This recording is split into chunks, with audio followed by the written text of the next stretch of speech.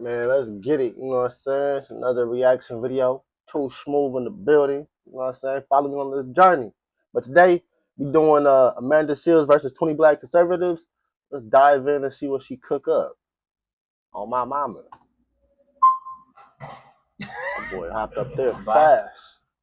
So let's talk about facts. I just want to move back to systemic racism because you mentioned systemic racism earlier. I just want to look at 3 applications of systemic racism against white people and against East Asians as well. So, for example, we have the National College Attainment Network, which defines affirmative action or even race-conscious admissions as taking race as one of the factors in whether or not you're going to admit a student. And we noticed that when race-conscious admissions was out of it, Black enrollment dropped 64% at UC Berkeley.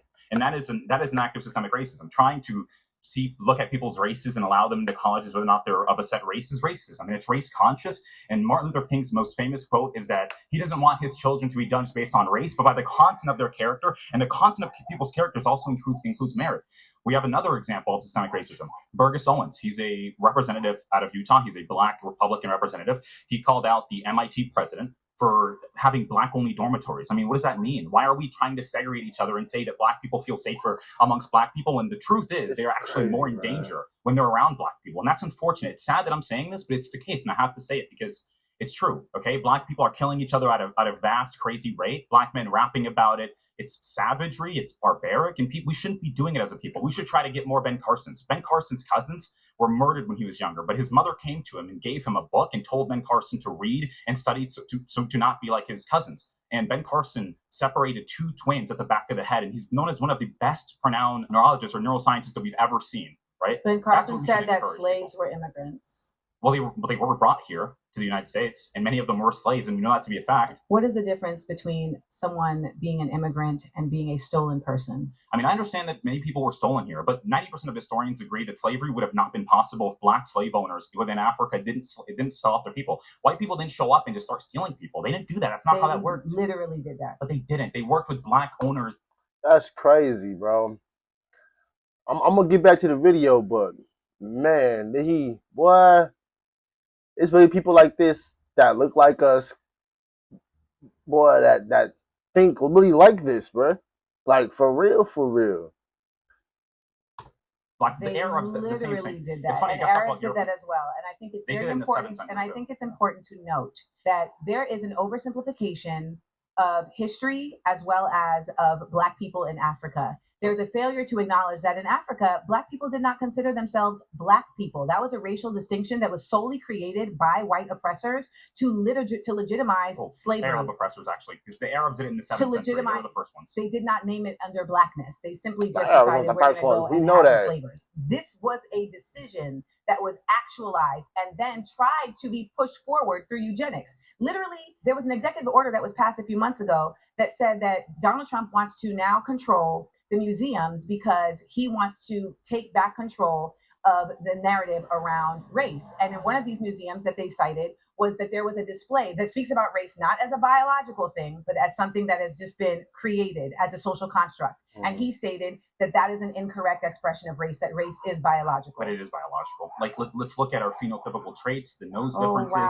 the hair texture. It's a biological thing. Sure, there's a social concept, but there's biological differences. Sir, you're very convicted in your lack of information around these things. Race and ethnicity are 2 different things, okay? Ethnicity is where you're from. Race is literally something that was created to put people into categories of caste, to put people into categories of oppression. Race is not something that you are. Race is something that was bestowed and put upon you. That's racism, not race. Race is simply the aggregation. No, race is literally something that was created and put upon you. And I want you to listen to me as somebody who has studied this, who has a master's in African American Studies from the Institute for Research in African American Studies at Columbia University. I want you to understand very clearly that race is not something that is biological. There is literally there is many differences that are equated to ours that has nothing to do with race. Melanin content is not biological at all. So if you have a Black parent and you have a white parent, and now you come out looking white, how is that a biological proof of your race? Most of them come out having curly hair. Stop. There's no most of them. You do not have anything to prove that. You're mixed race too. I am not mixed race. My mother is Black and my father is Black. Well, my father is also considered Black, but he's very... See, my father is also considered Black, but like, you know, you can tell where he was raised around. He speaks through his nose. Actual black people, we speak through our throat. You know what I'm saying? He's speaking through his nose. You can tell what demographic he really been around. He been raised around. He's indoctrinated with. It's like, bro, you sound like Urkel, bro. And it's not even about being educated or whatnot, because I'm educated. We got college degrees, bro. Like real college degrees, heavy hitting. He's very indoctrinated. I will say that he's very indoctrinated. Feel lost for this gentleman. Has a lot of European DNA. You know what I think? I think that you are at a phase of your learning where you are contrarian. And I look forward to seeing your development, because I have a feeling that you're actually going to flip the script eventually, because you are somebody that definitely is grounded in wanting to learn facts and wanting to learn the truths of things. However, you're currently still stuck in an indoctrinated space that is tricking you into thinking that you are something that you are not. You are a Black person who is literally having to receive the results of racism, but ultimately you are of an ethnicity that has thrived in spite of it. And that, we really exist from. And that is where our resilience comes from, in spite of systemic racism. I think our resilience is happening now. I think growing, understanding the real problems, not going out and trying to protest. You're still trying to discredit the actual factors of the problem and negate that. Members of the Black community, they want to hold say account you of guys. People, who is you guys? So KTS3 was shot 60 times outside of Cook County, Chicago. How many BLM members came out? You earlier said BLM is about referring to me as you guys. Okay, that's fine. So, for example, we had a really good example of this where it's not a police, because I remember you said any Black person that refers to Black people as the whole majority of like the Black American class as you people obviously isn't one of us. Like Kendrick said, they not like us, bro. I don't know why he kept referencing you people, kept emphasizing that point. Where am I from? What do you mean by that? Like, what state am I from? Where was I born? Where do you live right now? I live in Florida. I was born in Angola, though. I was born in sub-Saharan Africa. Okay. Where did you grow up? You're African.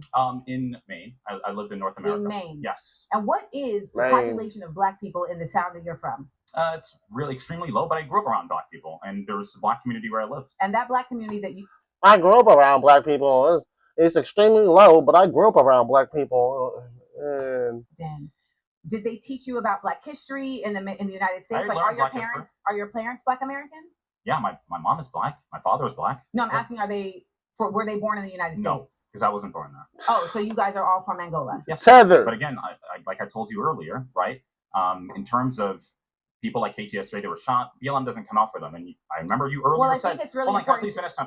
You earlier said that BLM is worried about police, but when Daniel Penny choked out the man that we all know was causing violence on that subway train, he was not causing violence. He didn't do nothing violent. Disruption is not causing violence. He was threatening people. Causing disruption is not causing violence. And the people there helped him also, and know that he would help them. I don't know what that has to do with BLM. Random people on a train is not Black Lives Matter. BLM showed up for that. BLM showed up. BLM showed up and no, they didn't. BLM protested. BLM protested. Where did you get that from? Get him up out of here, No, your sources are not. You're not able to cite your sources. Please go sit down. Yeah, that's the truth. It's not the truth. Go sit down. It's not the truth. Go sit down. Nothing you say is actually the truth. Nothing. You're not even American. You're not even a Black American. As the daughter of an immigrant, it is imperative sit your ass down, that boy. Black people from other places not even one of us disparate difference that they exist from Black people in the United States. It is not the same. Period. And ultimately, the best effort that we can do as a diaspora is to lead in understanding, not in judgment. So when I am talking to somebody from Sudan, from the Congo, from Angola, I am listening to understand their experience, not to undermine it. And I refuse to allow anybody from Grenada, from Angola, from any other place to come and try to undermine the experience of Black Americans. Hell yeah. Hey. I rock with that 1,000. Wow. I rock with that 1,000. 1,000,000. I rock with that on my mama. Because at the end of the day, you gotta understand something. Like, a lot of people, they come and they just hella disrespectful. So, like, Amanda, what she's saying was right, right? Like, you're not even from America. Your people, you're not even Black, bro. Like, you're African. Your people is African. You're not one of us. You're not like us. You know what I'm saying? And you over here with these talking points and everything that's really detrimental, and it's really it reeks of indoctrination, bro. Like you didn't grow up truly around like salt of the earth black people, because if you did, your spirit wouldn't be like this. You lack soul food seasoning, for real. And your parents should be very alarmed that you have these perspectives upon black people. Like, bro, you do realize that you wouldn't even be allowed in this country if it wasn't for our people, for black Americans. Like, that's a fact, bro. You'd be left in Africa, wherever you from, sub-Saharan Africa, like you for me, South Africa, where they got apartheid and everything.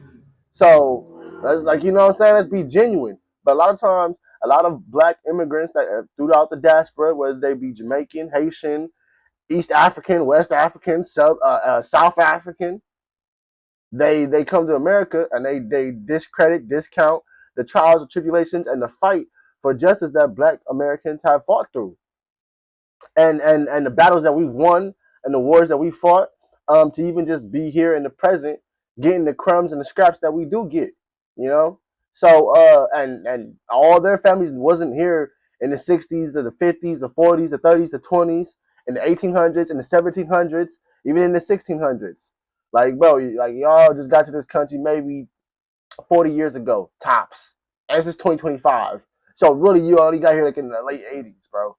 Like, you know what I mean? Like, let's be honest. Let's be real now. Like, let's be real now. You know what I mean? So it's just food for thought for the black diaspora. It's a lot of work we must do. A lot of work on both sides. But, you know, one thing we cannot have is people coming to America and discounting our trials and tribulations that we fought through, because they've never experienced race massacres, race riots. They've never experienced slavery, Jim Crow laws, redlining, all these things, chain gangs, lynchings, mobs coming in to the town, killing everybody, massacring people, large displacement for a number of years.